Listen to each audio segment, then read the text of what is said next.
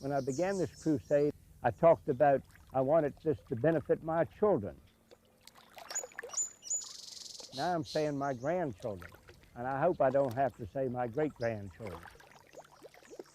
Down the line, voices like mine that have been screaming and crying for the past 20 years are going to be silenced. And I'm not sure that their voices to follow me that are going to make the same kind of exclamation. Is that right? Yeah, he wrote a poem about it, and if you stick around, he might even read that poem to you. He wrote. Okay. Yeah. Well, I tell you the truth, I think you all have made a good start of that. I think you've done some good. I can tell the difference in this water here, you know. This water's clear. I think it is, I really do. It's looking better now. He came round to Bernie Fowler. He stood among the best. He said, folks, if you'll bear with me, I think I got a test.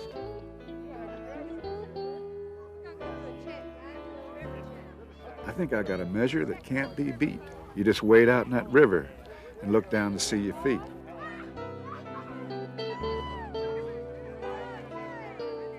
If we can't see our cloppers, there ought to be trouble in this town. We ought to sue those upper counties for all the junk they're sending down. It's Bernie's measure. Simple yet profound. We got a treasure. You can't buy it by the pound. It's Bernie's measure, and it ain't hard to do. It's a pleasure, and it'll soothe you too. You just wade out in the river, give it all you got, right up to your chest, then you pick your spot. And you take your peepers and you cast them slowly down. And on the day we see our feet again, there'll be celebration in this town.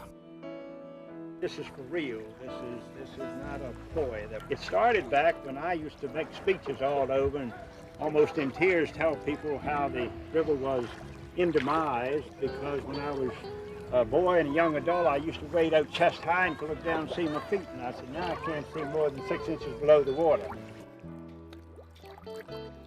You could wade out until it was so buoyant you couldn't stay on the bottom. You could still see those crabs running in the grass. And it wasn't unusual to catch 8 or 10 barrels of hard crabs per boat in those days, returning the quality of the water back to the clarity that we knew in 1950s.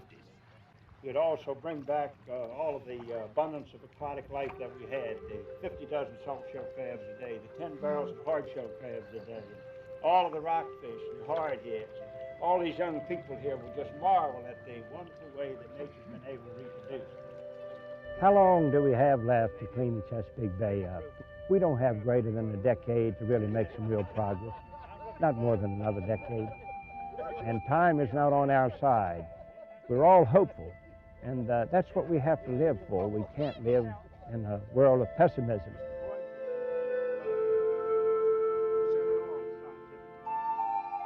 Someday in the future, that day's a coming sure, we'll look and we'll see our feet again. Well, could we ask for more? 'Cause I ask you, what's the profit if we gain these worldly things and foul this air and this water and all the life that brings?